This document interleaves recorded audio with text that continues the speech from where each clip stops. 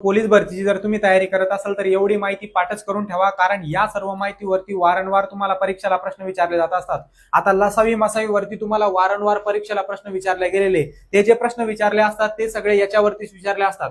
आता बघा, जोडमूळ संख्यांचा तुम्हाला मसावी विचारतात. जोडमूळ संख्यांचा मसावी हा कधी एक असतो, लक्षात ठेवा. त्याच्यानंतर सहमूळ संख्यांचा मसावी विचारला तो सुद्धा एकच असतो. त्यानंतर दोन क्रमागत विषम संख्यांचा जर मसावी विचारला तो सुद्धा एकच असतो. आणि मूळ संख्यांचा जर तुम्हाला मसावी विचारला तो सुद्धा एकच असतो. इथं फक्त एक गोष्ट तुम्हाला लक्षात ठेवायची आहे, ज्यावेळेस तुम्हाला दोन क्रमागत समसंख्यांचा मसावी विचारला तर त्यावेळेस त्याचं उत्तर 2 असणार आहे. बाकी ठिकाणी तुम्हाला फक्त एकच आकडा लक्षात ठेवायचा आहे, तो म्हणजे 1. आता आपण उदाहरणासहित लगेच समजून घेऊया. आता बघा, जोडमूळ संख्या म्हणजे काय, ज्या मूळ संख्या असतात व ज्याच्यामध्ये 2चा फरक असतो. म्हणजे 3 आणि 5 या दोन संख्या जर मी घेतला तर या दोन संख्यांचा तुम्ही कोणत्याही पद्धतीने जर मसावी काढला तर त्याचा जो काही मसावी येणार तो किती येणार, 1 येणार. सहमूळ संख्या कोणत्याही घ्या तुम्ही ना, तर त्या सहमूळ संख्यांचा जो काही मसावी येणार तो किती येणार आहे, 1च येणार आहे. त्याच्यानंतर दोन क्रमवार आपण आता समसंख्या घेतल्या, एक घेतली 2, दुसरी घेतली 4, तर यांचा जो काही मसावी असणार तो किती येणार आहे, 2 येणार आहे. बे 1 बे, बे 2 4. लहान संख्येने जर मोठ्या संख्येला भाग जात असेल तर तोच त्यांचा काय असतो, मसावी असतो. त्याच्यानंतर बघा, दोन क्रमागत विषम संख्या,